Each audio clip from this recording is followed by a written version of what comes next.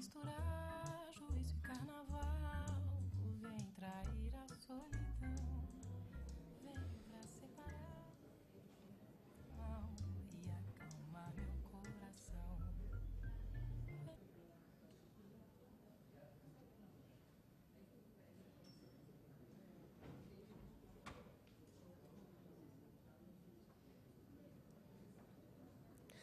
Senhoras e senhores, boa tarde.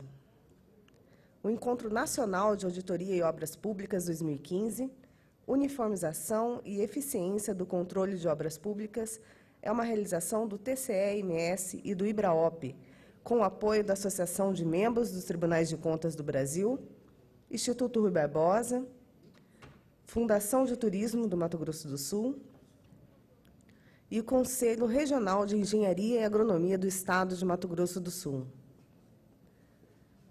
Anunciamos o retorno das atividades, agora no período da tarde. Convidamos para presidir a mesa do painel 5, orientações técnicas do IBRAOP, o engenheiro Willans Brandão de Farias, que ocupa o cargo de inspetor de obras públicas do Tribunal de Contas do Estado de Pernambuco, atualmente assessor do presidente da Atricom, e é um dos fundadores da IBRAOP.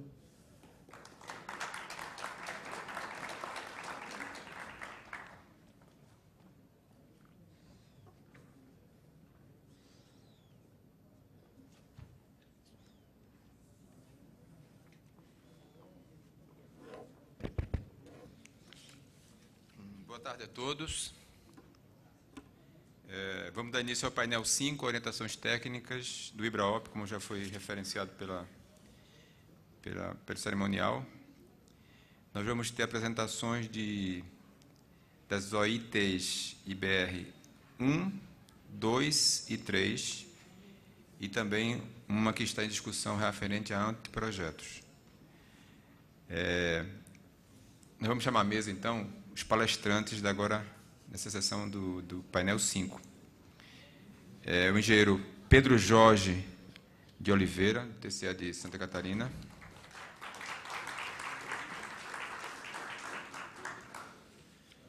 O engenheiro Pedro Paulo Piovesan de Farias.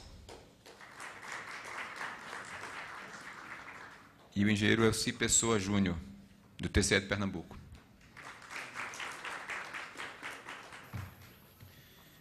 Bom, eu vou ler aqui brevemente os currículos dos palestrantes. Pedro Jorge Rocha de Oliveira, auditor fiscal de controle externo do Tribunal de Contas do Estado de Santa Catarina desde 1985.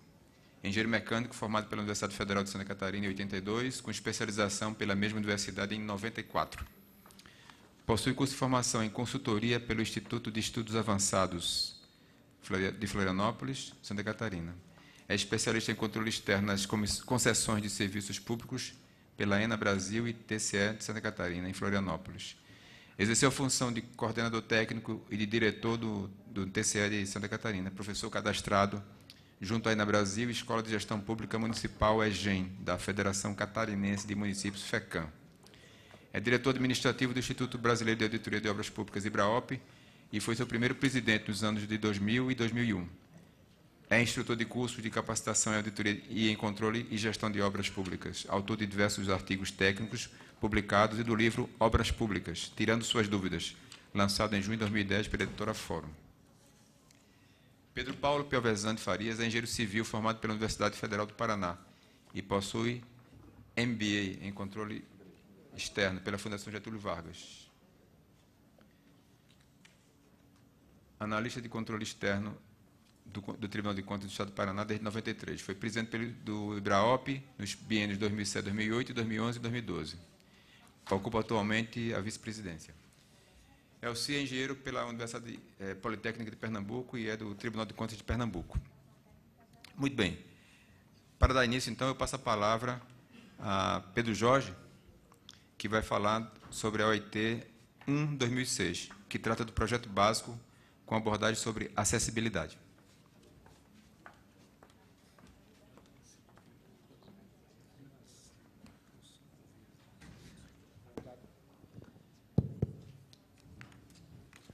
Bem, pessoal, boa tarde.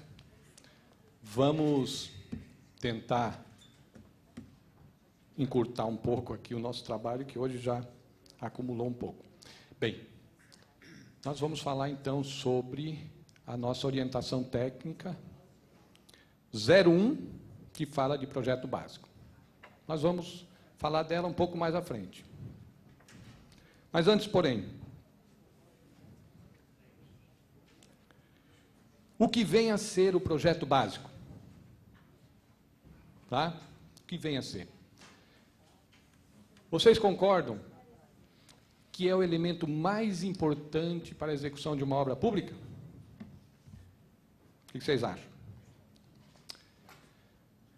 Tem gente que às vezes ainda confunde, fala assim, não, é o projeto executivo. Nós vamos dizer o que é o projeto executivo. Tá? Mas projeto básico, pessoal, é o elemento mais importante. Se não for bem feito, nós não teremos uma obra bem executada. Tá? Se a gente pegasse esta definiçãozinha aqui, de 4, 5, 6 linhas aqui, dissesse o seguinte, deve possibilitar a perfeita quantificação e qualificação dos materiais, equipamentos, serviços, a avaliação dos custos da obra e a definição dos métodos e prazos de execução. Se eu contemplar isso aqui tudo, se eu tiver elementos para fazer isso aqui, fechou, não precisamos fazer mais nada. Não é? Então, essa seria uma pequena definição do que é um projeto básico. Vamos lá. Pessoal, projeto básico não é anteprojeto. Não é? E nós hoje temos o anteprojeto de engenharia, que é do RDC. Certo? Não é projeto arquitetônico. Tem gente que faz o projeto arquitetônico, licita a obra e diz que vai fazer os projetos complementares, como sendo o executivo. Aí licita com projeto arquitetônico, acha que esse é o básico. Não é? Equívoco.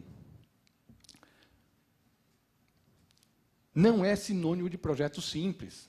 Ele é básico, porque ele dá base para a licitação. Tá?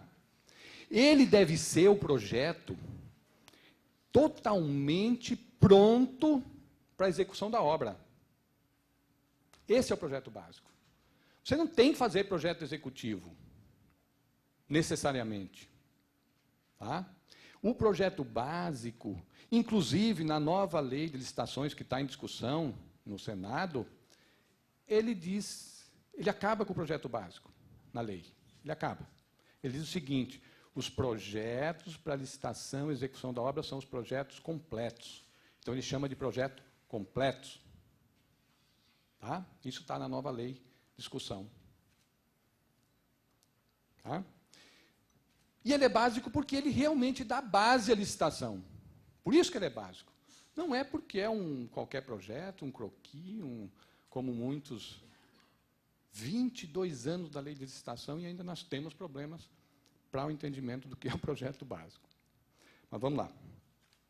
Ele tem alguns normativos, a 361, que está ultrapassada, precisaria ser revisada ou até excluída como normativo. A lei federal, a 8666, a ABNT, que tem uma definição, a do RDC, que é a 12462, fala do projeto básico, e a OT 01, que nós vamos falar um pouquinho mais à frente sobre ela. Então, vamos lá. Do projeto básico, a definição todos vocês sabem, está lá no artigo 6º, não é? No artigo 6º, quer dizer, 22 anos que a gente conhece essa definição. Porém, essa definição sempre gerou controvérsias, dúvidas, o que deve conter exatamente o projeto básico. E aí nós vamos falar um pouquinho à frente que resolvemos fazer a orientação técnica para tirar essas dúvidas. Então, no artigo 6º, não é? Conjunto de elementos suficiente, elementos necessários suficientes com nível de precisão adequado, que possibilite a avaliação dos custos da obra, definição dos métodos, execução e tal. E aqueles elementos todos que tem lá no artigo 6º. Não vamos passar aqui, que são bastante extensos, vocês conhecem. Bem, e da onde veio essa definição da 8666. Nós tínhamos lá no 2.300, quem conheceu o 2.300 aqui? Quem trabalhou com o 2.300? Ou Dar? Eu também trabalhei lá, colega. O 2.300. Eu também. O Willamis também. Então, o 2.300, ele tinha uma definição muito... Olha aqui, isso aqui era o projeto básico lá. Olha aí. Conjunto de elementos que define a obra, possibilita a estimativa do custo final. Isso era... Então, esse realmente era um projetinho muito simples, muito básico, muito elementar. Não é? Aí, o Confia, então, fez a definição A361, que já definiu, detalhou bem mais o que era um projeto básico. Consequentemente, na sequência, nós tivemos a lei de licitações, a atual lei de licitações, que aí definiu, colocou então no artigo 6º, aquelas definições, tá? No artigo 6º. Na resolução, a 361 que eu citei, dizia então sobre a conceituação do projeto básico em consultoria, de engenharia, arquitetura e agronomia, e ela tem a definição, não coloquei aqui toda, porque ela é basicamente a definição que está hoje lá na própria lei 866, com algumas ressalvas, que é aquela questão da faixa lá de 15% diria assim, quase que de erro do projeto, né, uma aceitabilidade de variação de 15%, que aquilo hoje a gente discorda um pouco, não é mais possível se admitir. Então, essa 361, ela teve sua função realmente em razão daquele decreto 2.386. E aí nós, em contato até com o Confia, a gente verificou que eles estavam em estudo, não sei como que está isso agora, que eles iam revogar a 361. Mas foi revogada?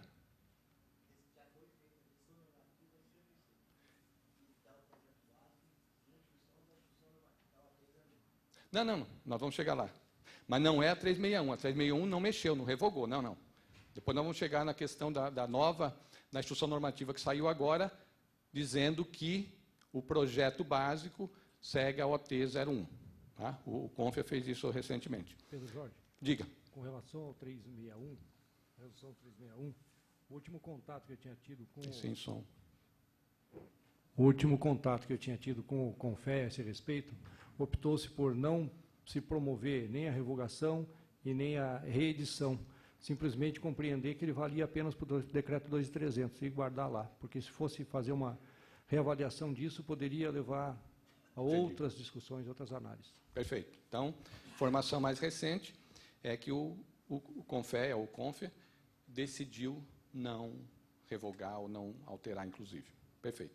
Bem, seguindo, na BNT nós temos também uma definição que eu acho até um tanto equivocada, porque nós vamos falar um pouquinho mais à frente o que é um projeto executivo, que aqui ele chama de projeto de execução, seria aquele com informações completas e definitivo que permite licitar e executar a obra. Isso, na verdade, é o projeto básico. Tá?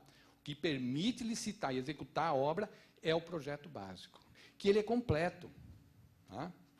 E o projeto executivo, nós vamos ver um pouquinho à frente. O projeto executivo são detalhes construtivos e também formas de execução da obra, como ele vai executar essa obra, ele pode detalhar num projeto de execução ou um projeto executivo.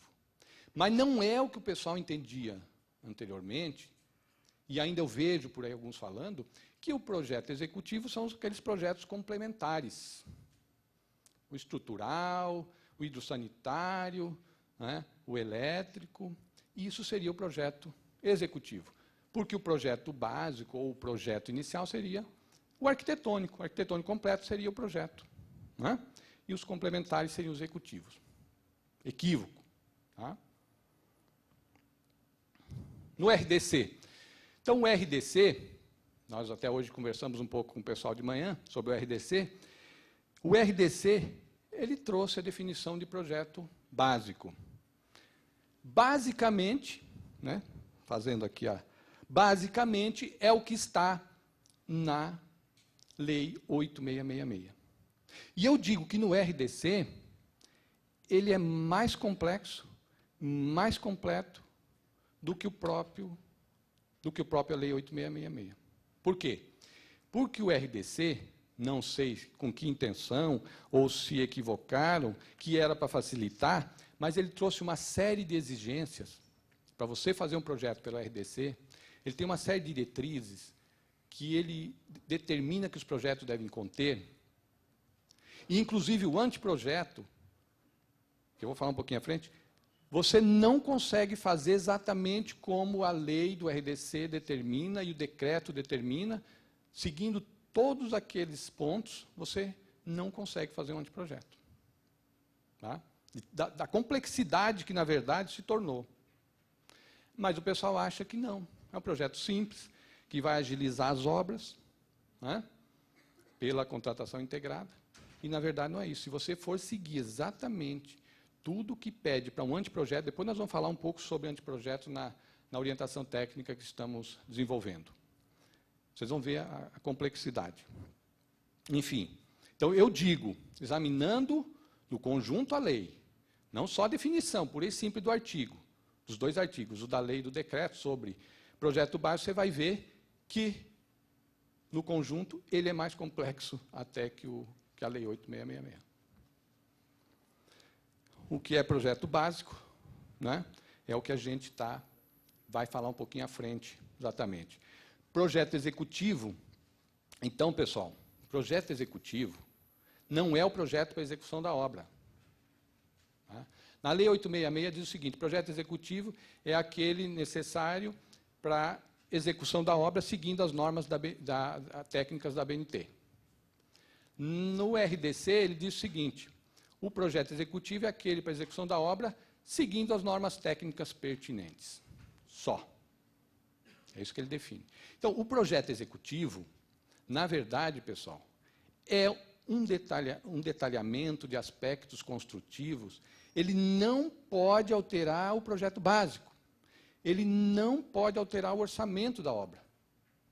Então, o projeto executivo, que se admite fazer durante a execução da obra, que não pode alterar o básico, que não pode alterar preço, valores quantitativos, ele é só para detalhamento de aspectos que você precisa, sei lá, como instalar o piso aqui, que às vezes no projeto arquitetônico não foi definido, como fazer algum acabamento de telhado. Então, são coisas mínimas, e também aí, aliado a isso, como o construtor vai fazer determinado serviço, que não estava definido no projeto básico, mas são aspectos construtivos que você pode considerar numa contratação com o projeto executivo junto com a obra. Tá? Então, quando se fala... Por isso que há essa possibilidade de você fazer o executivo junto com a obra. Por quê? Porque realmente ele não pode modificar nada, não pode alterar quantitativos, valores. Então, é isso. Você pode fazer junto com a execução da obra esses detalhes. Então, não há a questão de você dizer, não, eu vou licitar minhas obras com o projeto executivo. Tá? Se você disser, não, o projeto executivo que eu estou caracterizando é o básico, completo, já com esses detalhezinhos construtivos. Então, mas, a rigor, o projeto básico deveria ter até esses detalhes construtivos. Pronto. Então, na nova lei, já estão propondo justamente a questão de ser projetos completos. Então, está aqui. O que são projetos completos? Ele elimina o projeto básico da 8666 e diz que serão os projetos para execução da obra. O que são projetos complementares? Aí, fora da administração pública, fora da nossa lei 866, fora do RDC, o pessoal pode até falar em projetos complementares. Mas aqui não existe projetos complementares. Você não acha na lei 866, você não acha no RDC, que fala assim, você pode licitar os projetos complementares. Tá? Na verdade, você faz licitação para quê? Para execução de anteprojeto de engenharia, para execução de projeto básico e, se for o caso, contratar o projeto executivo. Aqueles detalhes. Tá? Então, projetos complementares, pessoal, não temos mais que falar aqui. E o as-built, que pode ser uma parte do projeto lá no final, para ser entregue o projeto como foi executado, é um tipo de projeto também que a gente tem que... E muita gente não exige o as-built.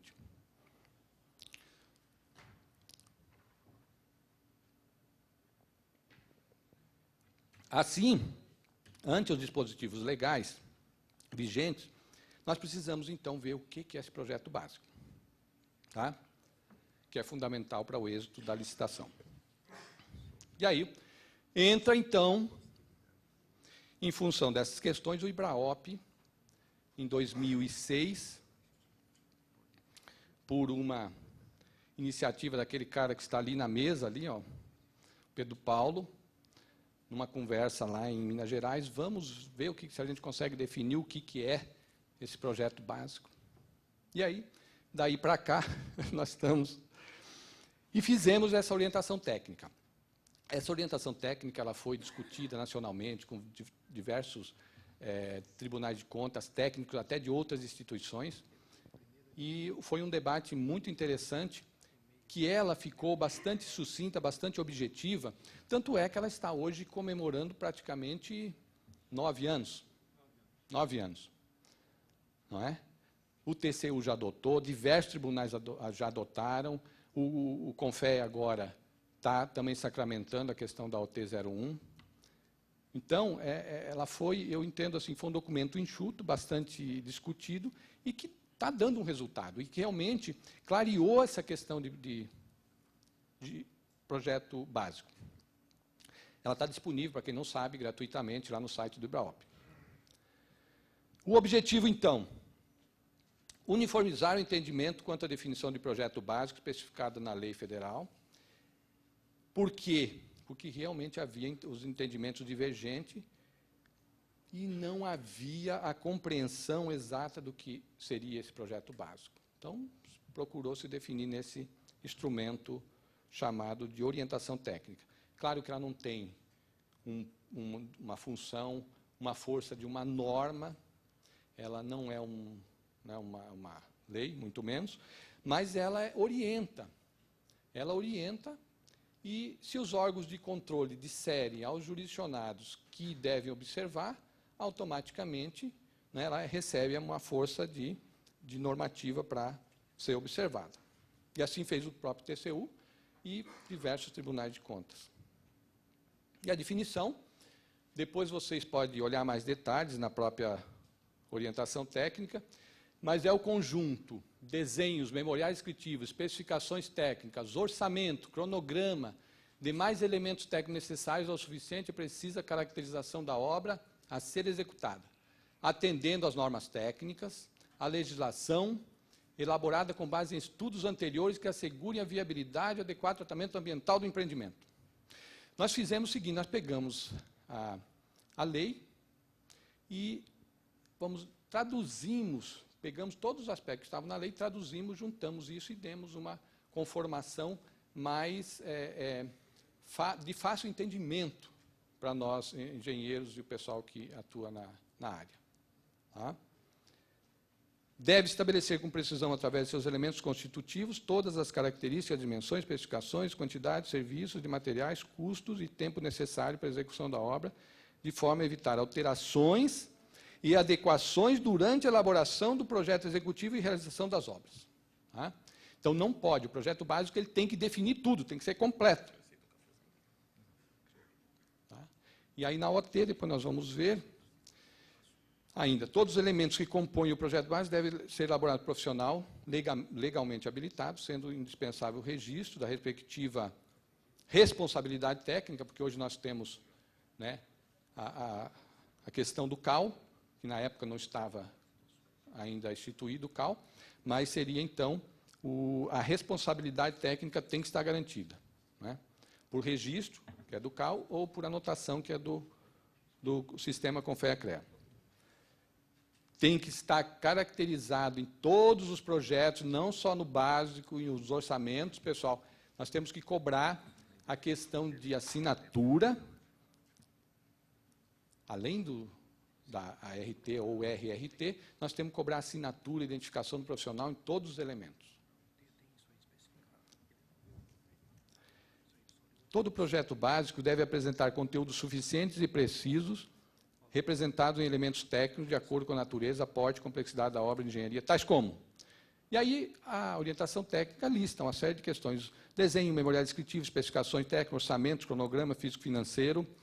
E nós temos na OT como exemplos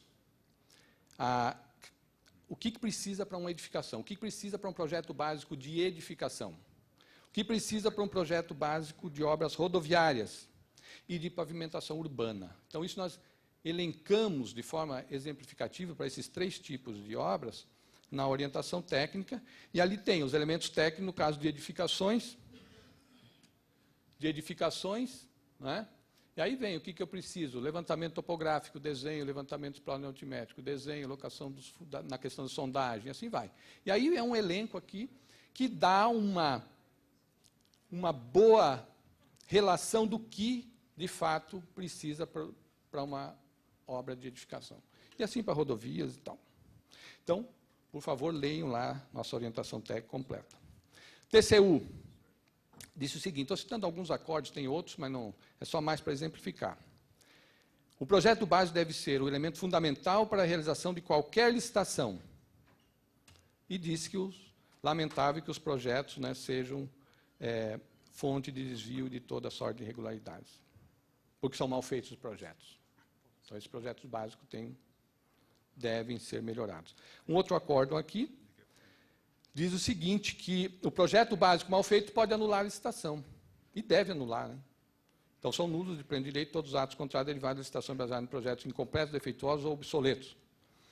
Sua anulação para a realização de nova licitação, bem como a responsabilidade do gestor faltou. Então, isso foi o que o TCU fez em relação a esse caso específico, dizendo que responsabilizaria o gestor e os responsáveis ali. Uma outra, a súmula, né, já foi sumulado isso, tá? Então já tem uma súmula do TCU, a 261, que diz o seguinte: é necessária a elaboração de projeto básico adequado e atualizado para as licitações. E constitui prática legal a revisão de projeto básico ou a elaboração de projeto executivo que transfigure objeto originalmente contratado. Portanto, o projeto executivo não pode alterar o básico. E a OT 01 do IBRAOP também foi colocado nesse acordo do TCU 632, dizendo o seguinte: determinar a Secretaria-Geral de Controle Externo que dê conhecimento às unidades jurisdicionadas da OT 01, que passarão a ser observadas pelo TCU. Tá? Determinar ainda a Secretaria que estiver em desconformidade com um projeto básico da OT 01, deve ser representado para as providências do tribunal. Então, a partir deste momento, nós estamos entendendo que o TCU disse o seguinte: para projeto básico, vale a OT 01, do IBRAOP. Aí, alguns tribunais de contas, aqui também só exemplificando, alguns que eu peguei rapidamente, que identifiquei, que é o Tribunal de Contas do Paraná, tem uma instrução normativa que disciplina a fiscalização em cima do projeto básico baseado na OT. O Pernambuco, nós temos aqui Pernambuco ainda, aqui o Tocantins, ele fez uma instrução normativa, que eu não consegui exatamente o número, mas o Tocantins também tem, assim mais para exemplificar. Recentemente, 17/4, o CONFIA disse o seguinte, definiu que projeto, olha, vamos ler aqui. Para efeito desta decisão normativa, considera-se o projeto genérico, o termo genérico, né, de projeto, como o projeto básico e o projeto executivo. Isso é projeto. Para o CONFIA, projeto é projeto básico e projeto executivo. E o projeto básico, abordado pela Resolução 361, que ele aqui ainda está dando, né, como válida, claro, e pela orientação técnica do IBRAOP. Tá? E aí define todas as questões ali que não vamos também transcrever. E o projeto executivo, ele transcreve exatamente o da Lei 8666. Tá?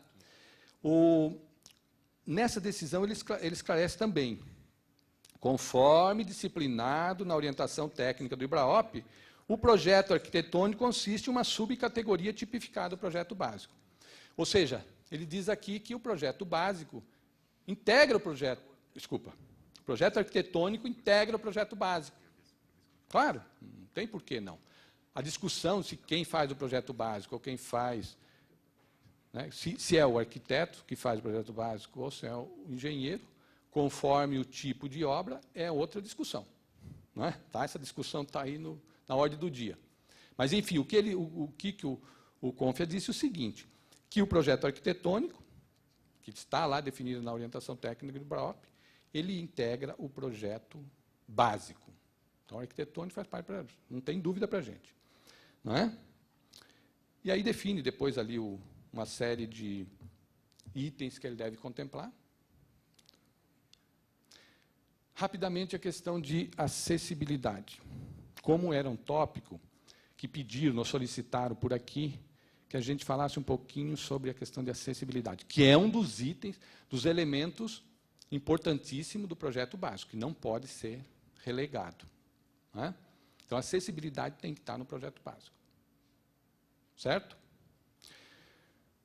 Então, vamos passar rapidamente aqui alguns aspectos para chamar a atenção. Bem, os dispositivos legais que devem ser observados em relação à acessibilidade tem a nossa Constituição, tem a Convenção sobre os Direitos da Pessoa com Deficiência, que o tribunal é signatário. Não é?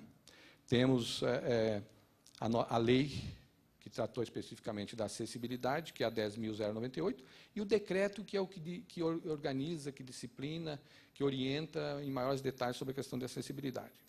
Então, isso tudo tem que estar no projeto básico. Então, quando a gente fizer um projeto básico, conforme a situação, as características da obra, nós temos que nos preocupar com a questão da acessibilidade. E nós, enquanto tribunais de contas, que vamos analisar, a gente tem que cobrar esses aspectos. Tá?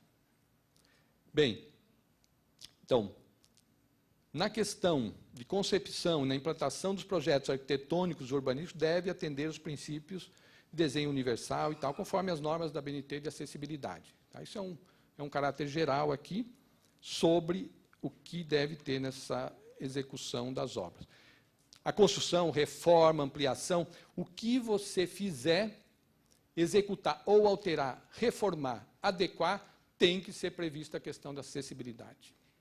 Certo? Tem que ser previsto. Solicitar a hora que qualquer executor de obra, administração pública que for solicitar a viabilidade de um projeto, executar licença, né, para fazer executando de uma obra e tal, você tem que atender todos esses aspectos de acessibilidade para poder conseguir esse alvará, para conseguir o habite.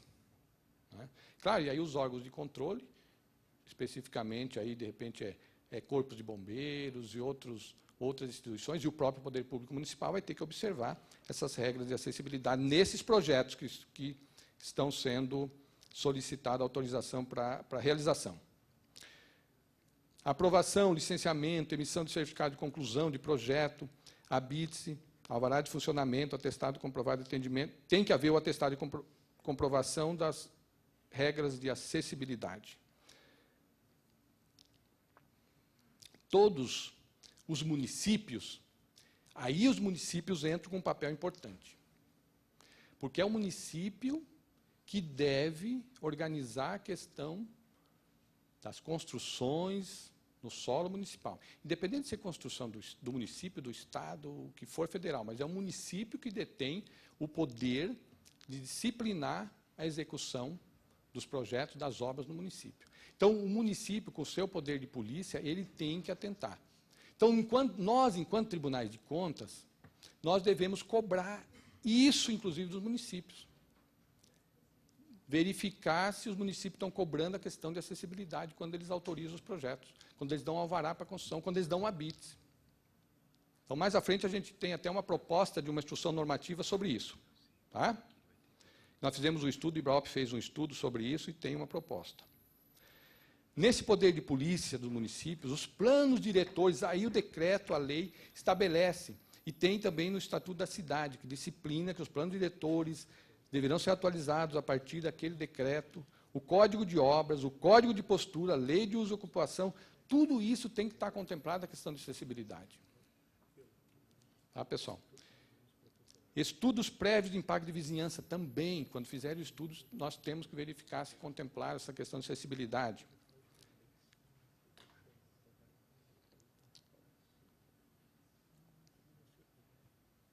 Na fiscalização, com esse poder de polícia, ele, claro, vai fazer a fiscalização e a imposição de sanções, se for o caso. Previsão orçamentária, os mecanismos tributários e financeiros utilizados em caráter compensatórios ou de incentivo.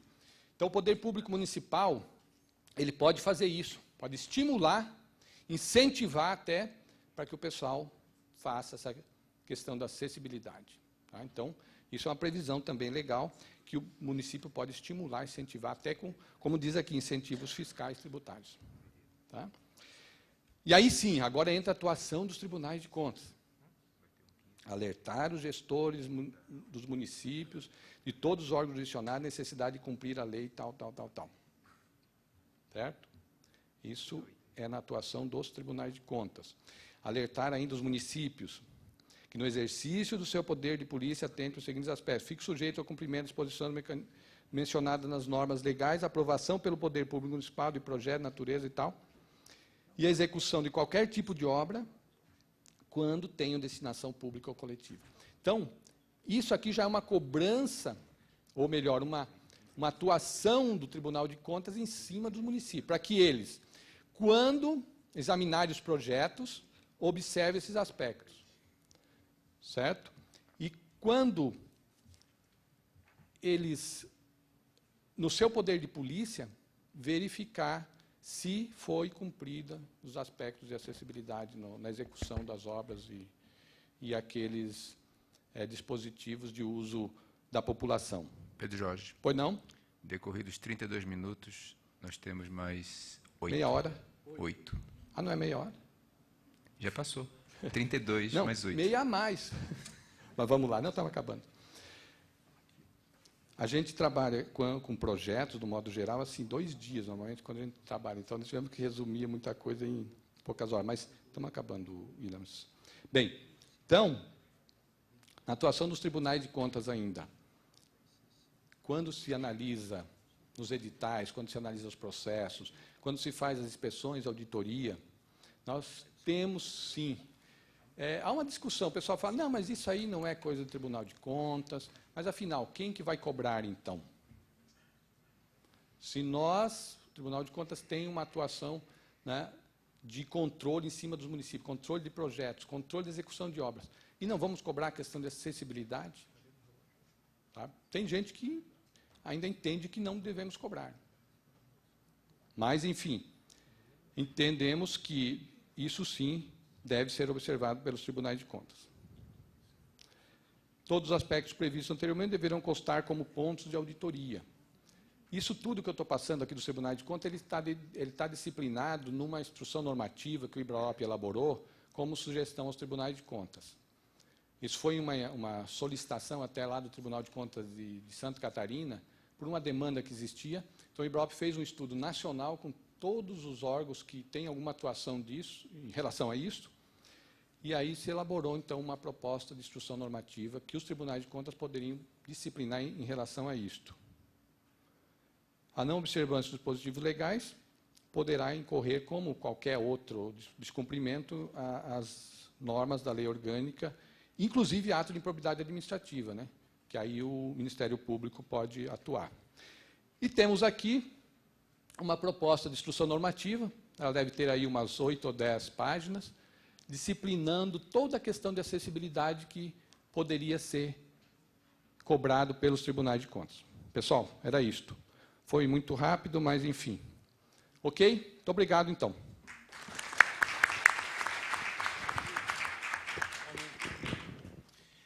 Agradecendo a colaboração do engenheiro Pedro Jorge, inclusive quanto ao tempo, nós vamos chamar imediatamente Pedro Paulo Pelvezano Farias, que vai falar sobre a OT 02-2009.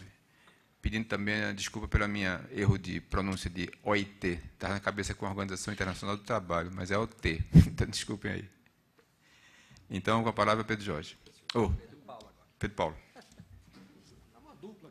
Sim, e só lembrando, para não surpreender o falante, né, que o tempo é 10 minutos. Pode ser. Desconta aí o tempo que eu estou ajustando.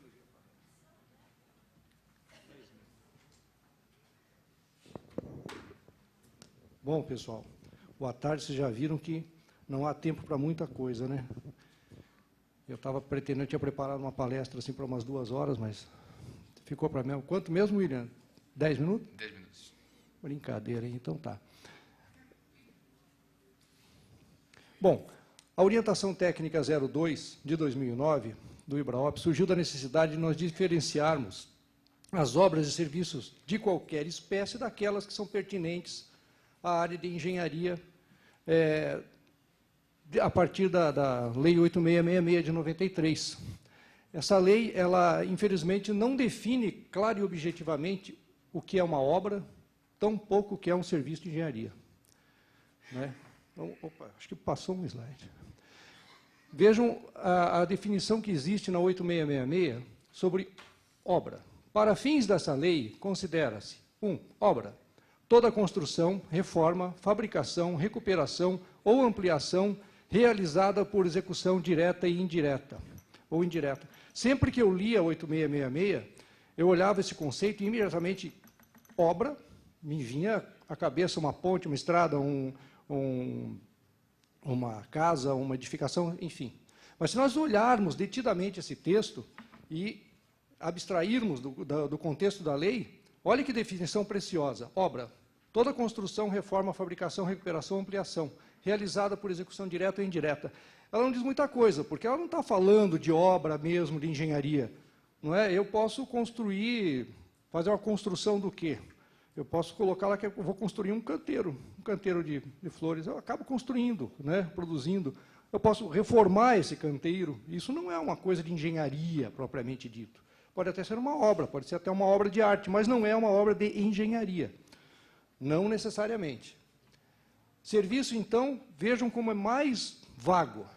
Toda atividade destinada a obter determinada utilidade de interesse para a administração, tais como demolição, conserto, instalação, montagem, operação, conservação, reparação, adaptação, manutenção, transporte, locação de bens, publicidade, seguro ou trabalhos técnicos profissionais, ou seja, é um mundo.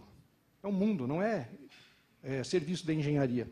E, mais para adiante, na própria lei, existe a necessidade de se descobrir, de se diferenciar o que é uma obra de qualquer tipo, de qualquer coisa, e aquelas que são pertinentes à engenharia, até mesmo para a escolha da modalidade de licitação, o enquadramento dos diferenciais com relação aos preços, aos limites de contratação. Então, surgiu essa demanda e o IBRAOP elaborou essa orientação técnica. E ela tem como objetivo, que está expresso lá nessa orientação técnica. Esta orientação técnica visa uniformizar o entendimento quanto à definição de obra e serviço de engenharia para efeito da contratação pela administração pública. Isso é a cara da primeira página da orientação técnica. As nossas orientações técnicas têm essa folha de rosto, esse modelo, e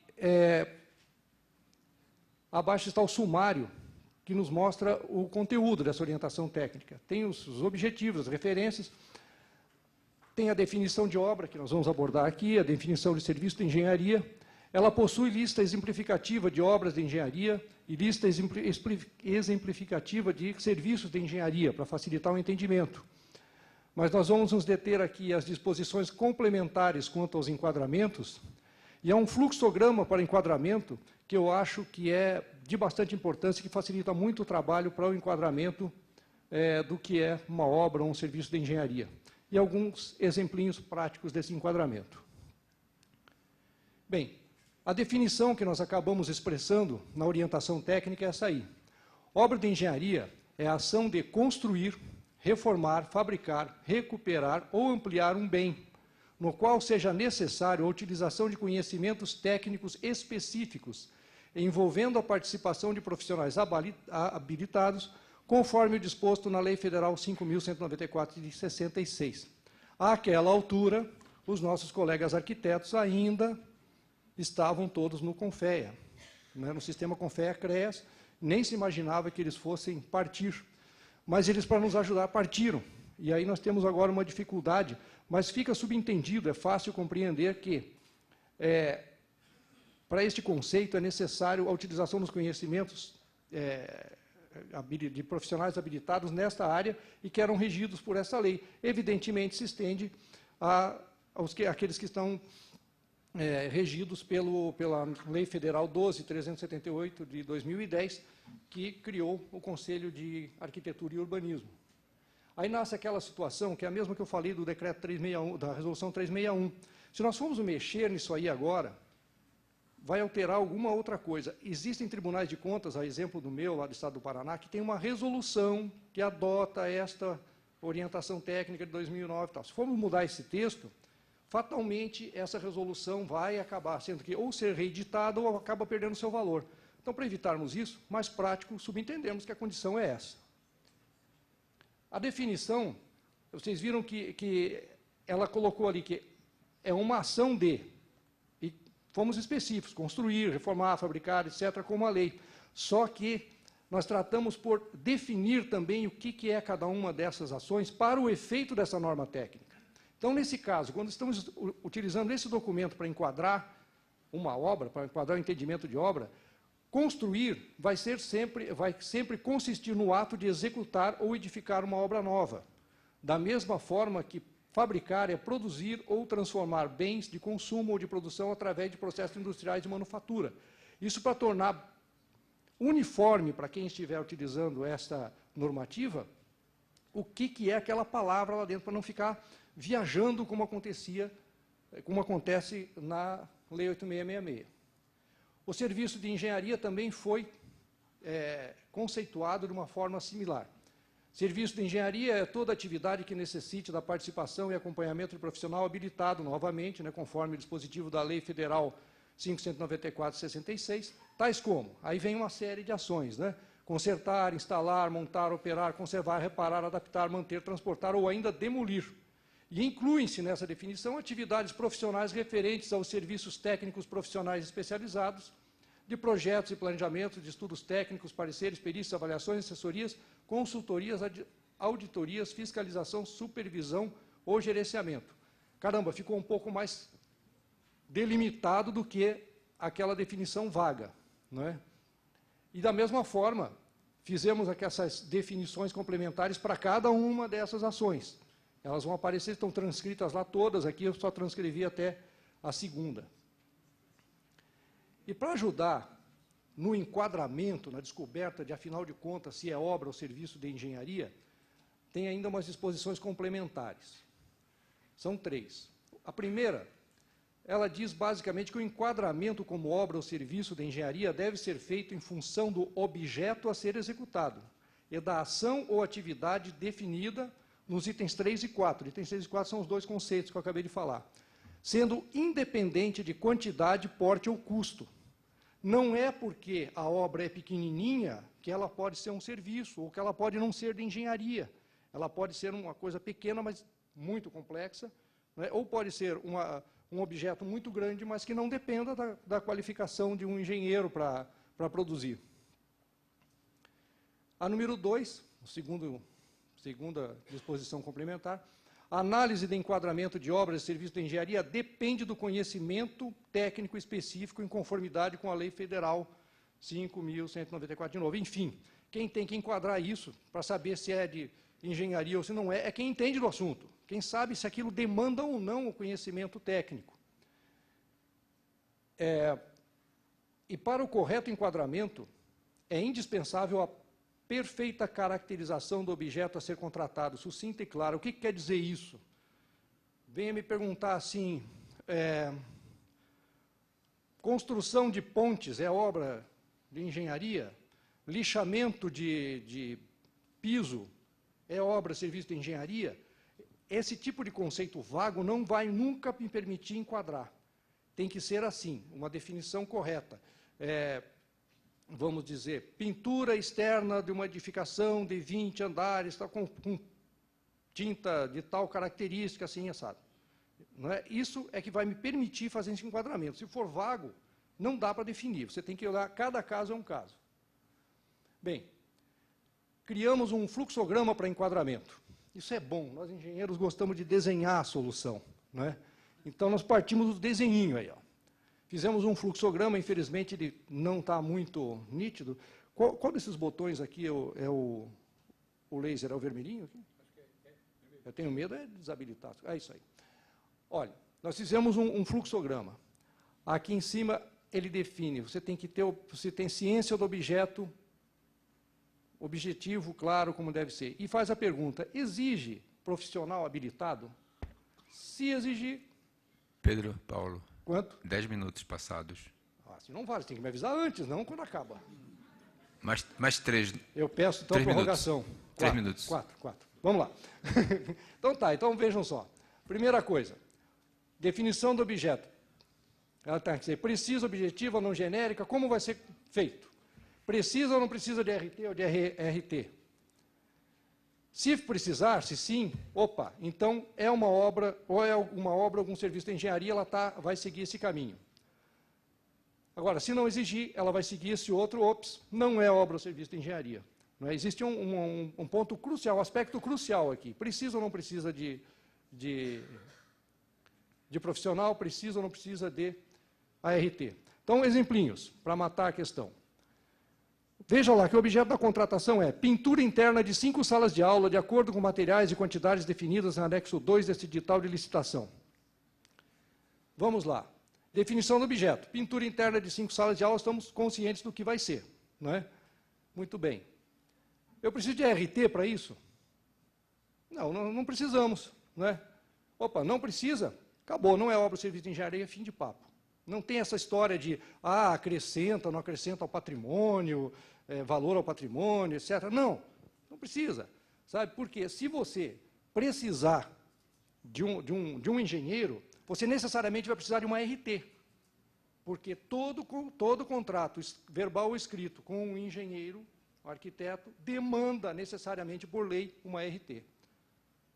O exemplo 2. Agora vamos complicar um pouco a coisa. É a pintura das fachadas de um edifício de 20 pavimentos, de acordo com materiais, quantidades definidas no anexo desse edital. Vamos lá. Já é uma coisa mais complexa. Temos o objeto perfeitamente definido e nos perguntamos, é necessária RT? Sim. Por quê? É uma coisa mais complexa, certamente vai envolver questões de segurança e eventualmente até a própria solução técnica mais complexa, então, necessariamente precisaria. Ora, então é alguma obra ou serviço de engenharia. Aí eu vou procurar, dentro daquelas ações que formam o conjunto do que é um serviço, que infelizmente o tempo não nos permite detalhar, mas eu vou descobrir que, dentro do conceito de serviço, trata-se de conservar o bem. Então, é um serviço de engenharia. Nós fazemos esse fluxo, esse caminho. Então, as consequências, para finalizar, Williams, consequências dessa orientação técnica. Ela fixou uma regra clara para enquadramento de obra ou serviço de engenharia. É um roteiro, uma receita de bolo. Faz isso aqui que dá certo, porque todas as outras tentativas eram vagas, eram dispersas. Quem deve definir o enquadramento são os engenheiros e arquitetos, que são quem detém o conhecimento dessa área. Eles é que vão saber se precisa ou não. E, por consequência, o sistema CONFEA, CREA e CAL agora será demandado continuamente para esclarecer os casos que forem mais controvertidos. A orientação técnica está no site do IBRAOP, aqueles ali são os seres iluminados autores dessa orientação técnica, no qual eu me incluo, olha lá, tem bastante gente. Está meio apagado, eu não vou ler porque não temos tempo, mas tem lá no nosso site. Não é? Procurem em www.ibraop.org.br, orientações técnicas, vocês vão ter todas as orientações técnicas, inclusive vão poder saber quais são os autores desta maravilhosa que eu acabei de expor. E é isso aí. Obrigado.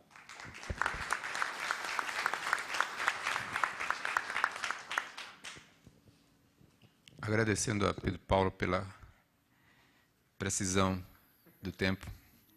Eu chamaria de imediato, ou chamaria mais uma vez, Pedro Jorge, e juntamente com Pedro Paulo, para falar sobre a norma em discussão, quer dizer, a OT em discussão acerca de anteprojeto.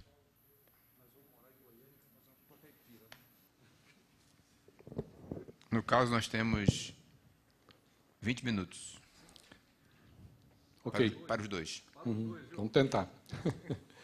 Bem, em função do RDC, Lei 12.462, temos lá um item que está gerando muita controvérsia, muita discussão, que chama-se anteprojeto de engenharia. Tá? Então, o IBRAOP está tentando definir isso. Como se faz um anteprojeto de engenharia? O que é necessário para um anteprojeto de engenharia? Certo? Então, vamos lá. Opa! Há uma necessidade de se alinhar o entendimento sobre o significado de anteprojeto de engenharia em razão da lei, como eu citei, Lei 12.462, que é o regime diferenciado de contratações públicas. Que muitas pessoas vão dizer assim, mas nós não utilizamos no nosso estado, no nosso município, a gente não utiliza o RDC. Bem, a nova lei de licitações em discussão no Congresso Nacional pegou todo o RDC e contemplou nesse projeto de lei. Então, se não usamos agora, mas em breve teremos que todos utilizá-lo. Então, é bom começar a aprender um pouquinho sobre o RDC, mesmo que hoje não se tenha na maioria dos municípios e tal. E o decreto 751, que foi o que regulamentou a lei. Definição imprecisa na norma. Ele diz o seguinte, no caso de contratação integrada, que o anteprojeto na contratação integrada, o instrumento convocatório deverá conter anteprojeto de engenharia e contemple os documentos técnicos destinados a possibilitar a caracterização da obra ou serviço, incluindo a demonstração e justificativa do programa necessidades. O que é o programa necessidades? O que é? O que deve conter? Como deve ser feito? Solidez e segurança, durabilidade e prazo de entrega. Não é? Como se faz isso? Como se garante? Como que se demonstra isso? Que tem segurança, que vai ter durabilidade e que se garante com esse tipo de definição o prazo de entrega. Ainda, observado o disposto no orçamento, o orçamento previamente estimado para a administração será tornado público. Será tornado público apenas imediatamente após o encerramento da licitação. E aí ele vai trazendo uma série de questões para dizer o que é o anteprojeto, mas só que ele não definiu, nem no decreto, e não esclareceu, nem na lei, e não esclareceu também no decreto que regulamentou. Definições imprecisas ainda. A estética do projeto arquitetônico. O que é isso? Estética do projeto arquitetônico. É um projeto arquitetônico bem simples, é um projeto, um croquis, o que é isso? A estética do projeto arquitetônico. Não é? Então, começa por aí. Depois, o que é adequação ao interesse público? Parâmetros de adequação ao interesse público. Economia na utilização. Facilidade na execução. Impactos ambientais e acessibilidade. Então, são itens que ele pede para você incluir no anteprojeto, e aí você tem que saber o que é, do que se trata, como se faz, quais são os elementos. É descritivo, é desenho, são informações que você coloca na apresentação, digamos, do anteprojeto de engenharia. Então, são questões que a gente precisa, de fato, definir. O valor estimado da contratação será calculado com base em valores praticados pelo mercado. Tudo bem, eu procuro aquele tipo de obra, ver os valores praticados, até aí. Né? Depois começa, valores pagos pela administração pública em serviço de obras similares. Posso fazer alguma aproximação também aí, verificando obras que já executei, que a administração realizou há algum tempo. Avaliação do custo global da obra, aferida mediante orçamento sintético ou metodologia expedita ou paramétrica. E aí, o que é isso tudo? Não é? Metodologia expedita ou paramétrica. Aí, continua algumas definições imprecisas que nós identificamos nas normas e, por isso, estamos tentando tentando elaborar uma orientação técnica para esclarecer esses pontos. Caso seja permitida no anteprojeto, engenharia e apresentação do projeto com metodologia diferenciada de execução, nós temos que ter critérios objetivos para avaliação e julgamento das propostas. Ora, um anteprojeto simples, eu teria condições de comparar isso? Qualquer anteprojeto, eu teria condições? Não, vai ter que ser bem elaborado, detalhado, para eu poder comparar, senão não vou poder comparar. Então, e aí por aí vão as dúvidas que se tem.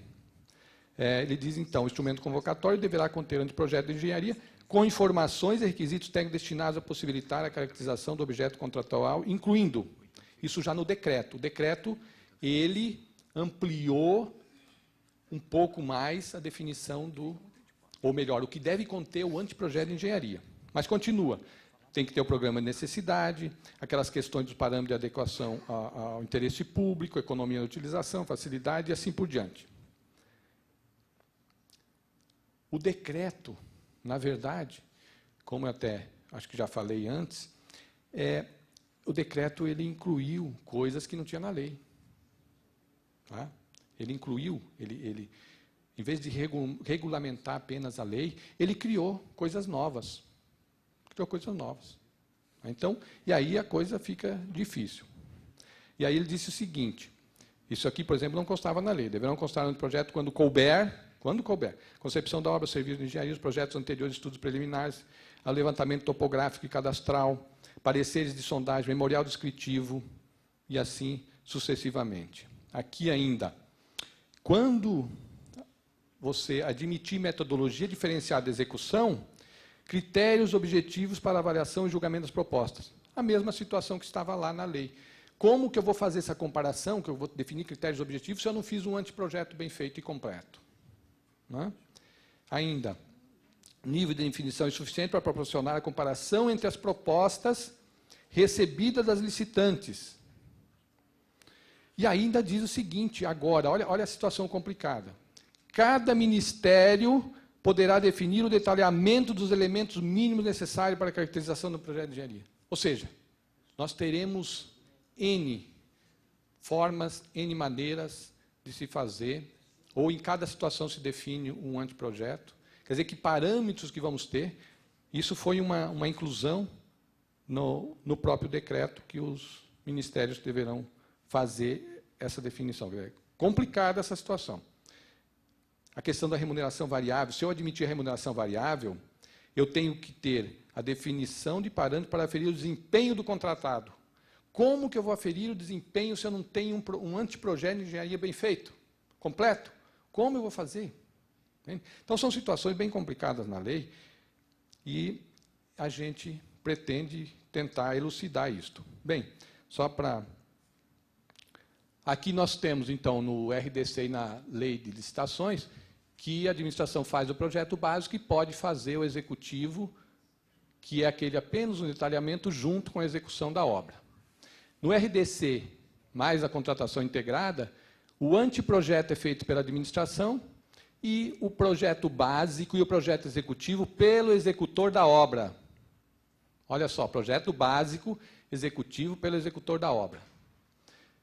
Agora, a pergunta que eu só vou deixar, não vamos discutir, quem executa a obra faz projetos? A empresa que executa, especializada em execução, ela sabe fazer projeto? Ela faz projeto? Eu diria que não é adequado. Sequência lógica para a execução de uma obra pelo RDC. Nós temos que ter os levantamentos preliminares, programa de necessidade, estudo de viabilidade, anteprojeto, ou diretamente projeto básico, projeto executivo, execução da obra e as-built. Essa é a sequência lógica. Então, nós temos que definir o que é isso. Levantamentos preliminares, programa de necessidade, estudo de viabilidade, o anteprojeto. O projeto básico, mais ou menos, já se tem uma definição pela própria OT, que não muda em relação ao RDC, ou melhor, o RDC não muda. Né? A OT 01 está válida para o RDC como projeto básico. O que é o projeto básico? Nós falamos antes, né, na nossa, no palestra anterior, que a gente definiu aqui o que é esse projeto básico. Está lá na OT, no item 2 da OT, artigo 2 da Lei de Licitações, desculpa. Artigo 2 do RDC. Tá? O artigo 2 do RDC, ele define o projeto básico. E a OT 01/2006. O projeto executivo, também já dissemos, é apenas os elementos para você poder realizar a obra, alguns detalhes construtivos. Projetos completos, falamos, e os projetos complementares também já mencionamos o que seriam. O anteprojeto de engenharia, quais os elementos que o compõem, qual o significado de cada termo utilizado. Hoje, o que se tem visto, pessoal, é um anteprojeto, não é anteprojeto. Tá? É um anti. Ele é contra o projeto. Você não consegue fazer o projeto básico com ele. Então, eu chamo de anteprojeto. Os anteprojetos de engenharia que hoje dizem, né, por aí que estão realizando, ele, na verdade, é um anteprojeto. Ele é contra. Bom, Pedro Jorge. estamos fechando. 10 minutos. Ok. Como se pode observar, o nível de detalhamento exigido para o anteprojeto de engenharia evidencia que o mesmo não é qualquer projeto, não é um croquis, não é um projeto arquitetônico, não é também um anteprojeto nos termos das normas da ABNT. A ABNT tem uma definição muito sucinta, muito rápida sobre o anteprojeto. E o que está no RDC como anteprojeto de engenharia não é isso. Ele se assemelha mais ao projeto básico, nos termos da lei federal e da própria orientação técnica, porque se você pegar exatamente o artigo da lei e do decreto, e todas as diretrizes e princípios que o RDC estabelece, o anteprojeto é um projeto completo, é quase um projeto básico do que nós estamos tratando em outros momentos. Bem, e agora o que fazer? E agora o que fazer? Pedro Paulo vai dizer.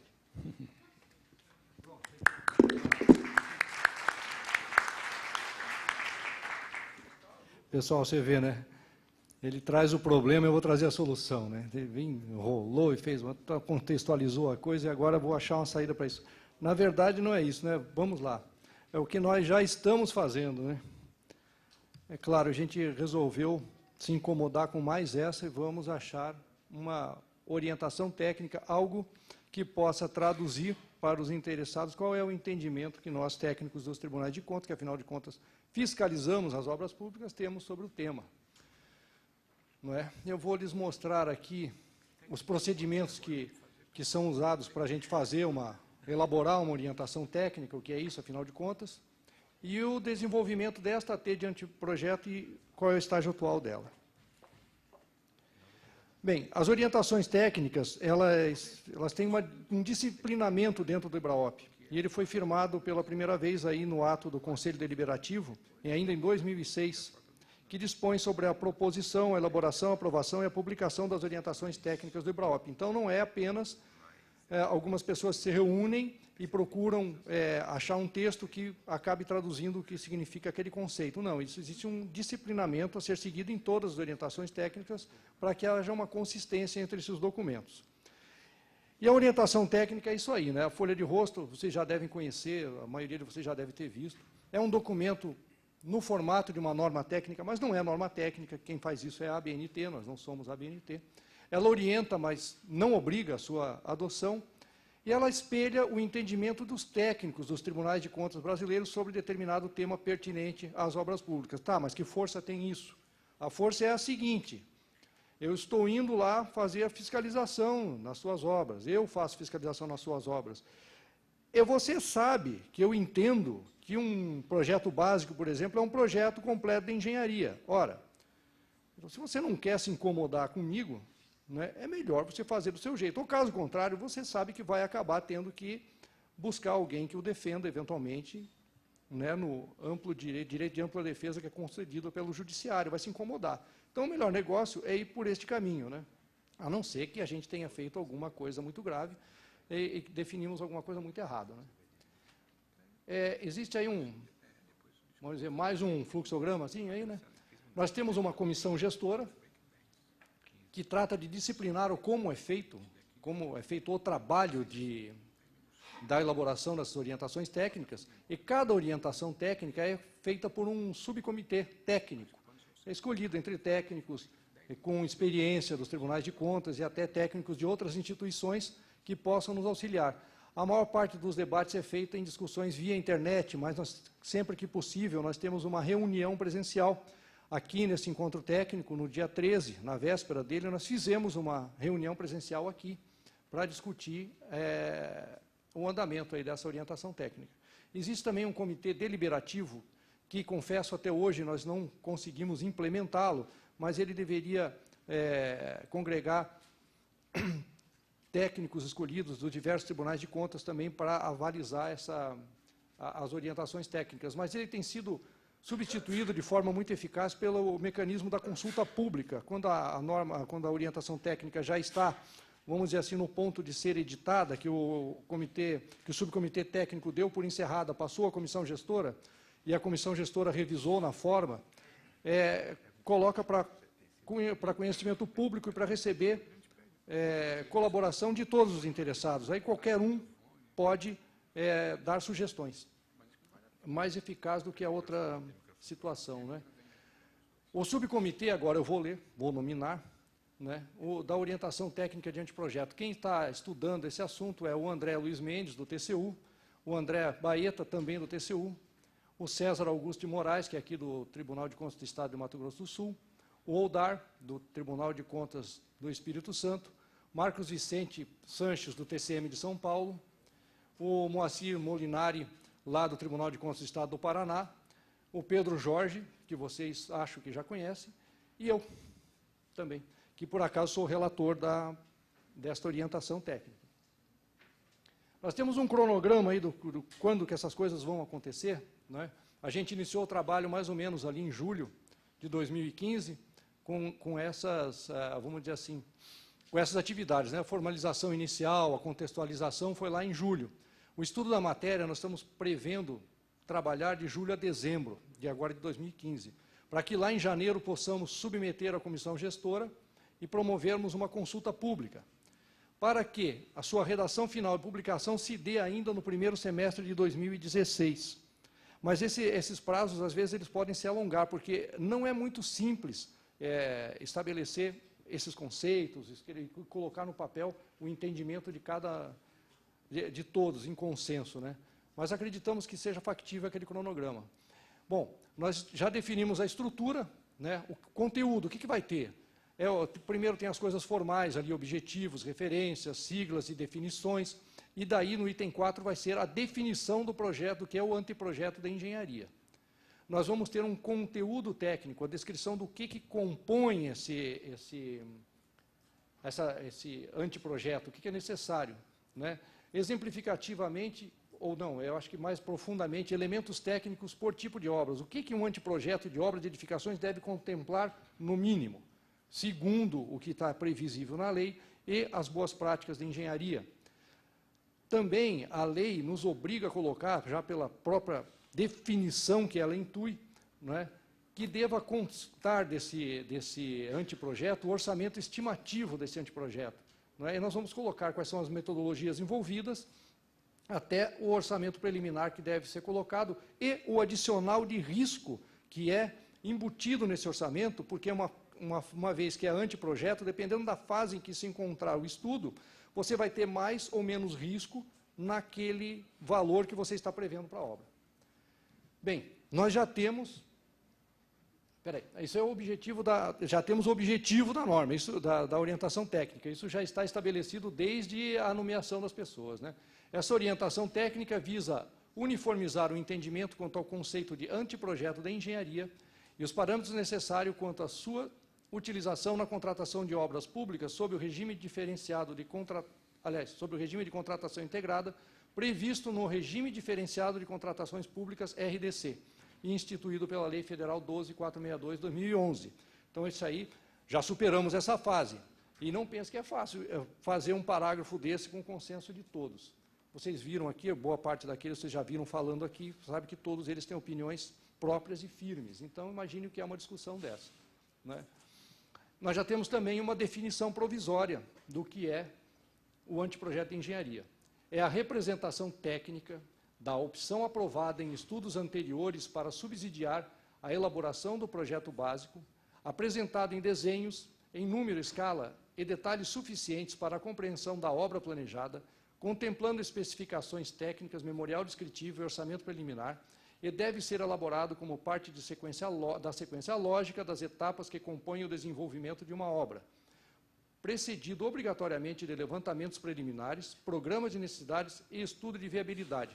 Vejam, essa definição, se vocês se lembrarem da exposição do Pedro Jorge, que veio um pouquinho antes da minha, ela contempla toda aquela situação, aquelas definições que existem na legislação, ou pelo menos procura abarcar tudo aquilo, coloca numa ordem, vamos dizer assim, mais condensada, para que as pessoas tenham essa definição num único parágrafo.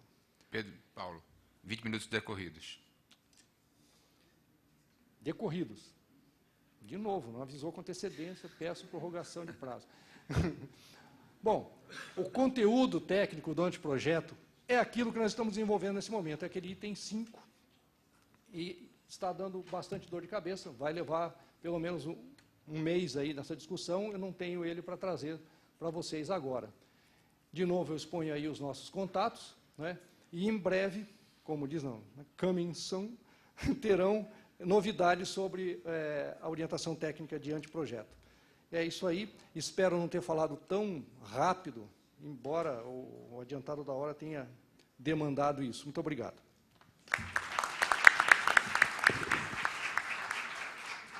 Sem mais delongas, é o CIR, que vai falar sobre a OT 3 de 2011, referente à garantia quinquenal de obras públicas.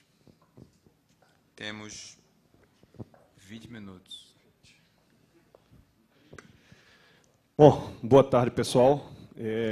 E mais uma vez eu entendo que eu devo já lhes pedir desculpas por submeterem mais uma vez a uma outra apresentação, né, com a minha participação. Isso já está ficando cansativo e eu reconheço. Mas ocorre que o tema que foi colocado aqui, as exposições das OTs, acabou por culminando na OT 3, da qual eu fui o relator, e aí, né, juntou com todo o restante. Obrigado, conselheiro, gentileza. Mas vamos lá, então. Vamos tentar falar rapidamente, né, para abreviar isso aí. Para falar sobre a OT 3, é o OT que trata sobre as garantias quinquenais. Né? Não falo aqui das garantias das obras. As garantias das obras, muita gente confunde. A garantia de uma obra pública é 5 anos. Não, não é 5 anos. Cada obra, cada tipo de obra tem sua própria garantia. O que a gente vai tratar aqui, tratou com essa OT, era da garantia quinquenal. Era daquele período pelo qual, segundo o Código Civil, de acordo com o Código Civil no artigo 618, o ônus da prova ele é invertido, né? Facilita a demanda. Vocês sabem que o ônus da prova, em uma ação ordinária, é ônus do autor, tá certo? É encargo do autor. No entanto, em determinadas situações legais em que culminem em responsabilidades objetivas, esse ônus pode ser invertido. Então, dentro desses 5 anos, o que ocorre legalmente é que o poder público pode demandar a executante de uma obra por um defeito que foi verificado, sem necessariamente antes fazer a prova de que o defeito que está ali foi de fato de responsabilidade da empreiteira. Funciona mais ou menos como a garantia que a gente tem de um produto qualquer que se compre numa loja. Aí ele dá defeito, o procedimento é ir até a assistência técnica e solicitar o reparo. Eu não preciso provar de que aquele defeito foi por conta de algum transistor que não funcionou muito bem, ou que a linha de montagem... Não preciso provar nada disso. Agora, se eventualmente, claro, o defeito apareceu por um mau uso do produto, cabe então à empresa que fabricou provar isso aí dentro do processo e se eximir da responsabilidade. Então, a gente vai falar aqui, tratou dessa OT, só desse período de responsabilidade quinquenal. Período no qual a atividade do órgão público fica facilitada e, por conseguinte, a atividade das auditorias também fica facilitada. E, para isso, eu preciso historiar rapidamente, né, o contexto que levou ao surgimento dessas auditorias. E ela começou nos idos de 2005, nas primeiras auditorias de qualidade. Auditoria de qualidade, claro, aspectos de qualidade já eram relatados em procedimentos anteriores, mas um processo específico para uma auditoria de qualidade foi feito lá em 2005, em Pernambuco, quando foram percorridas simplesmente 50 obras rodoviárias que estavam com uma vida entre 3 e 5 anos. Tá? Ou seja, se tinha 3 a 5 anos da conclusão, foi feita uma inspeção para verificar o desempenho dessas rodovias pós-uso. Né? E aí se listou os defeitos dessas rodovias. Bom, logo depois houve a apresentação de artigos técnicos, os primeiros, claro, relatando essa primeira experiência, né, que fizemos lá em Pernambuco. Depois, um pouco mais adiante, em Mato Grosso, se repetiu basicamente o processo de investigação dos defeitos em obras. Desta feita, verificou-se 27 obras rodoviárias. Só para lhes historiar, no caso de Pernambuco, das 50 obras rodoviárias, 49, em 49 delas foram encontrados defeitos. Então, 49 de 50 com defeitos precoces em rodovias recém-entregues. Em Mato Grosso, das 27 rodovias que foram vistoriadas, em 27 foram encontrados defeitos. E isso foi objeto, inclusive, de uma publicação que está disponível online no site do Tribunal de Contas de Mato Grosso. Tá? É um e-book que vocês podem baixar gratuitamente, que relata exatamente a fundamentação teórica de tudo isso e a experiência em cada uma dessas rodovias. O Tribunal de Mato Grosso, então, iniciou uma campanha publicitária para convocar a sociedade, para ajudar o tribunal nesse sentido. Ou seja, para dar uma olhada, então, o cidadão na sua obra que foi executada ali pertinho, para dizer, olha, está se esburacando a rodovia, a pavimentação urbana que foi feita aqui, ou a escola, não é, que foi recém-construída, já apresenta uma série de defeitos, entupimentos, vazamentos, enfim. Chamou-se a sociedade a denunciar obras recém-entregues e que já apresentavam defeitos. Antes, porém, o Tribunal de Contas de Mato Grosso tomou o cuidado de chamar a sociedade organizada a um grande fórum de debate para explicar exatamente o que seria feito, né, como seria feito. O Sinduscom também foi convidado a esse debate, a Associação de Municípios. Enfim, se debateu tudo isso e se lançou campanhas, eu me lembro bem, em rádio, em televisão, campanhas em revistas, jornais. Indicação do assunto, então, depois de toda essa repercussão que houve em Mato Grosso, passou a ser um assunto relevante para uma orientação técnica e a ser avaliado por outros, então, diversos TCs. Por fim, houve uma solicitação da Atricom, conselheiro, para que o IBRAOP editasse, então, uma medida como essa, uma orientação como essa para os gestores. Foi feito, então, o encaminhamento da minuta inicial da Comissão Gestora das OTs e, seguindo todo aquele procedimento que o Pedro Paulo acabou de falar, formado o subcomitê, que findou pela elaboração da coordenação, da elaboração dessa OT. Os integrantes da OT 03, tá certo? Foram todos esses aí, tá? Das 5 regiões do país. E a OT teve, então, em 22 de novembro de 2011, tá? O seu lançamento. Como qualquer outra OT, as que já foram apresentadas aqui, a OT1, a OT2, a OT tem sempre a mesma forma. Essa OT foi apresentada e divulgada em primeira mão dentro de um congresso de tribunais de contas que ocorreu em Belém de 2011. E aí, na Carta de Belém daquele ano, foi feita exatamente uma recomendação aos tribunais de contas do Brasil, recomendação da Atricom na Carta de Belém. Implementar a auditoria de qualidade em obras públicas com base nos entendimentos e procedimentos consolidados na orientação técnica do IBRAOP, OT BR-03, que trata da garantia quinquenal das obras públicas. Então, a Atricom emprestou, de início imediato, recém-lançada essa lei, a Atricom emprestou o prestígio que a gente precisava, o apoio que a gente precisava para poder implementar essa orientação em todos os estados. O objetivo, então, foi exatamente esse que eu lhes falei. Tá? Tratar não da garantia de toda e qualquer obra, mas sim a garantia naquele período crítico. Bom, a orientação tem também alguns tópicos relevantes dentro dela, como principalmente essa questão da fundamentação legal desse trabalho, né?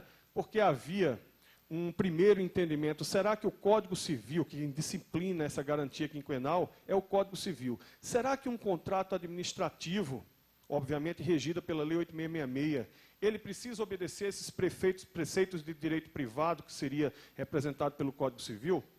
Então, o Código Civil, no artigo 618, autoriza isso aí, mas a própria Lei de Licitações, no artigo 54 e 73, ela abre o espaço para ser complementada pelos preceitos de direito privado. Depois, discorre-se também sobre a Lei de Improbidade Administrativa e a responsabilidade, precisa uma doutrina também envolvida nisso aí, a responsabilidade por esses problemas nessas obras não se restringem às empresas construtoras, mas são extensíveis também às projetistas e, eventualmente, às empresas de consultoria, dado cada um na sua parcela de responsabilidade. E o interessante é citar que, dentro desse período crítico, pessoal, a empreiteira, além de ter invertido, de ver invertido o ônus da prova, só há 4 excludentes de culpabilidade, tá? Que é, obviamente, a inexistência do dano, né, se isso for o caso fortuito, força maior ou culpa exclusiva de terceiros. Além dessas causas, não há outra justificativa para se eximir da responsabilidade. Então, a orientação técnica, em breves linhas, ela pede a implementação de um controle de desempenho.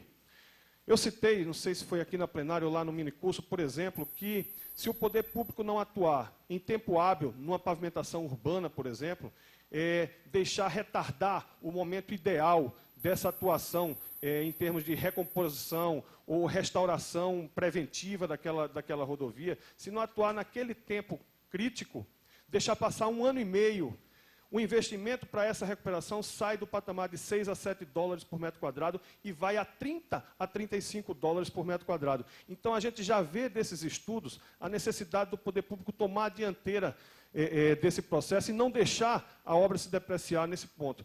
Dentro da garantia quinquenal, mais ainda, porque você tem uma obra que está dando defeito e ela ainda está na garantia. É preciso tomar todos os cuidados para eu acionar os responsáveis ainda dentro dessa garantia, porque ultrapassado esse prazo, eu tenho que demandar prova, dificulta bastante a ação. Então, por que não implementar ações de verificação do desempenho dessas obras dentro desse prazo ainda? Esse controle deveria ser constante, deve ser constante, segundo a OT, tá certo? E preferencialmente anual. Lembrando que há obras em que a garantia não pode ser executada dentro desses 5 anos, porque, por sua própria natureza, a obra não dura esse intervalo. Não é? Pinturas, por exemplo. A pintura não vai durar 5 anos. Uma sinalização horizontal não foi feita para durar 5 anos. Então, é claro que, nesses casos, não há que se exigir a duração dos 5 anos dos prazos de garantia. Procedimentos de campo, então. É preciso as prefeituras, o governo do Estado, as secretarias, irem a campo, tá, e verificar o comportamento dessa obra pós-construída.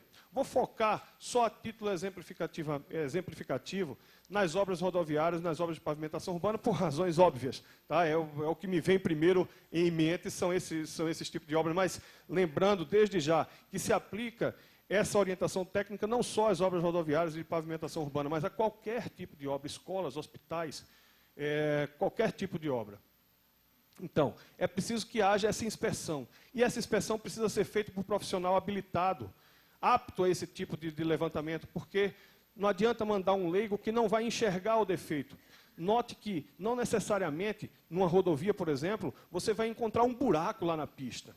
Porque não é hora ainda do buraco aparecer. Mas, certamente, é provável que você encontre uma fissura, que encontre uma trinca, que fatalmente vai se transformar num buraco. Então, o engenheiro que vai a campo é preciso estar treinado para isso aí, para observar aquela fissura e concluir que aquela fissura ali é precoce, não devia estar lá ainda, porque senão você vai precipitar um defeito. O vício agora não é mais oculto, mas, aos olhos de um leigo, não é ainda um defeito. Então, cuidado com quem vai se mandar a campo para fazer esse levantamento. Assim, levantam-se todos os defeitos.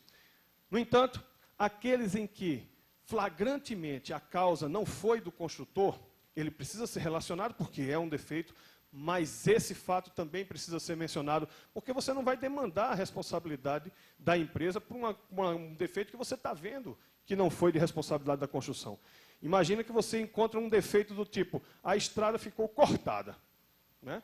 Cortou a rodovia. Mas por quê? Que defeito foi esse? Não, foi uma enchente, né, que deu uma chuva secular que chegou nessa obra e simplesmente rompeu a estrada. Não, claro que não vai se demandar, porque flagrantemente é um motivo de força maior. Não é? Então, relaciona-se isso aí, mas não se aciona por esse defeito. Bom, é preciso que nesse levantamento de campo seja feito também todo um registro fotográfico dos defeitos que foram levantados, mas não de todos os defeitos. É desnecessário a fotografia de um defeito individualizado, mas sim registrar-se fotograficamente simplesmente os tipos dos defeitos mencionados, porque cada defeito ele vai ser relacionado individualmente. Vocês vão gerar, a gente vai mostrar aqui no final, numa planilha que é sugerida, num anexo que é sugerido, que os defeitos vão ser representados graficamente, um a um. Então, você olhando o gráfico daquilo ali, num pavimento urbano, por exemplo, você vai ter uma radiografia do como está a tua obra. Quanto mais risquinhos tiver ali, pior a tua obra. E cada risquinho vai ter, obviamente, associado a um tipo de defeito, né? Relacionado numa legenda. Bom, feito isso, você tem que fazer a notificação dos responsáveis e a abertura de um processo administrativo. A administração precisa fazer isso, porque constatado que há defeitos numa obra precocemente, não é? É preciso demandar o eventual responsável e abrir um processo administrativo, porque, eventualmente, o defeito não é de responsabilidade da empresa. Então, tem que se garantir o devido processo legal, a ampla defesa.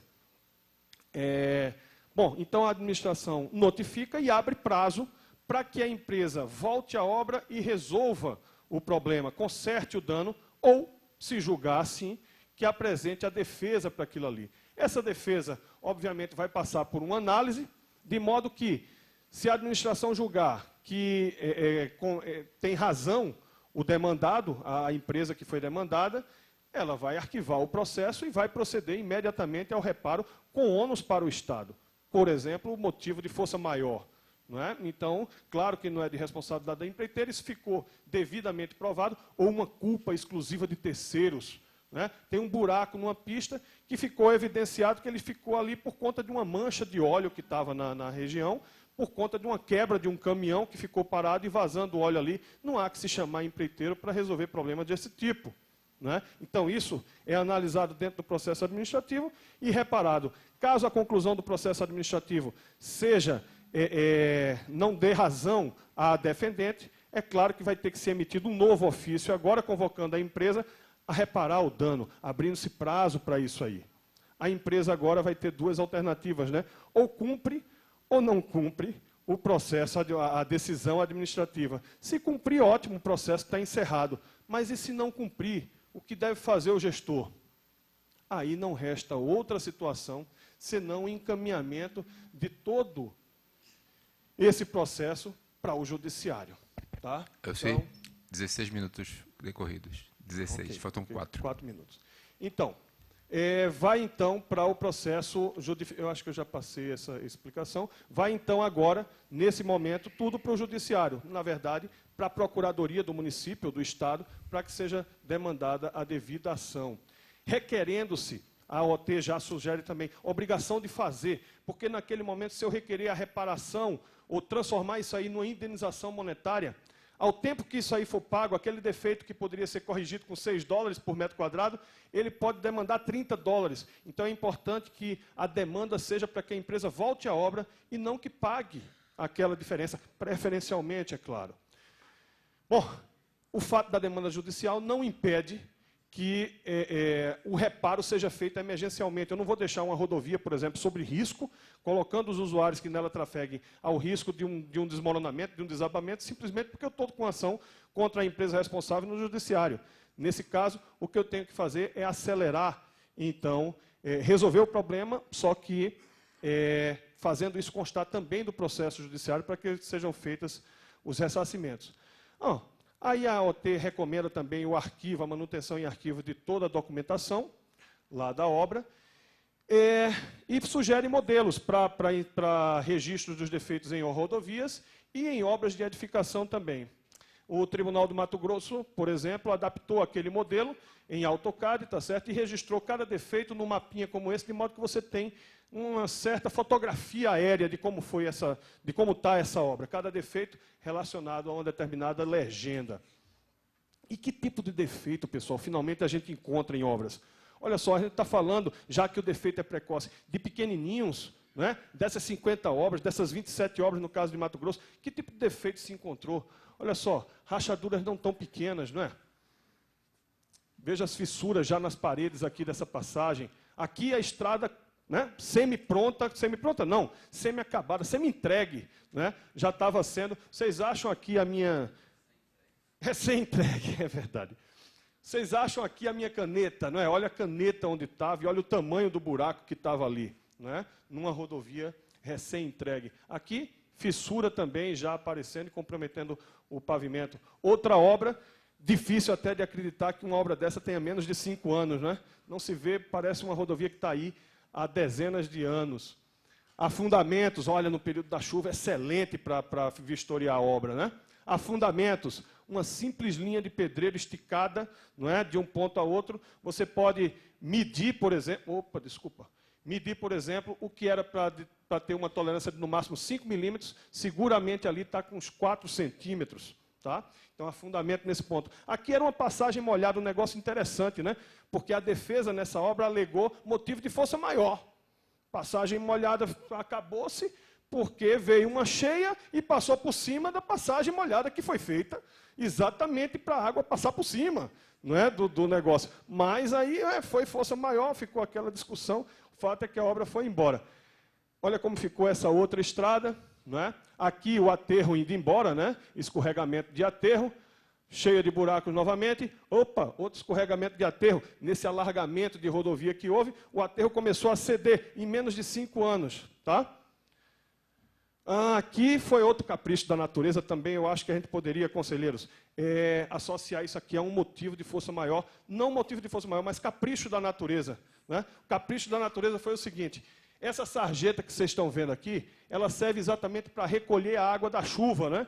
A água da chuva cai, escorre para a sarjeta e ele retira em segurança, sem deixar que a água penetre no pavimento.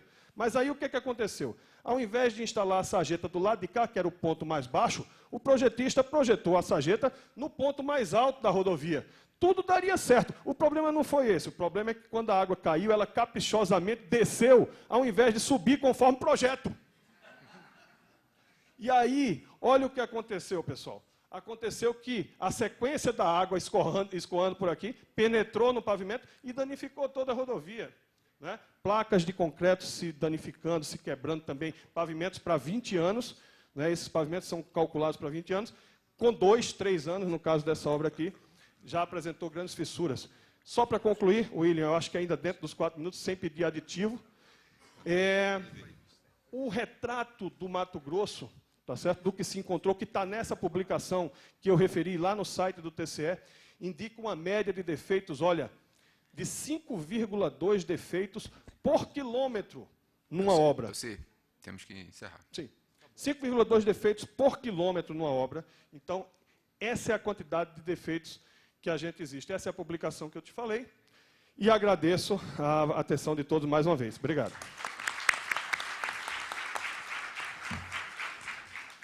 Agradecendo a apresentação do colega Elci, eu informo, né, que, pelo adiantado da hora, a gente não vai ter tempo de fazer debates nessa sessão. Então, a gente vai apenas entregar os certificados e encerrar, e também pedir a compreensão de todos para a gente tentar acelerar também o nosso intervalo para 10 minutos.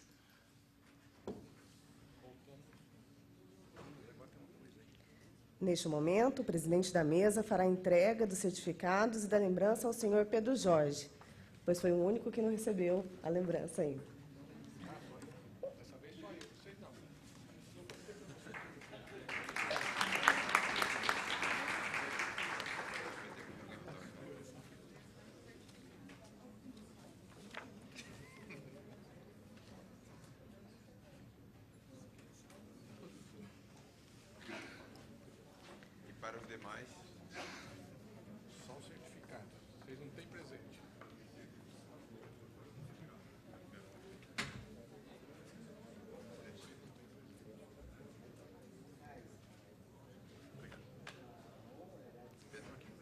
Teremos um intervalo para o coffee break e voltamos em 15 minutos. Obrigada.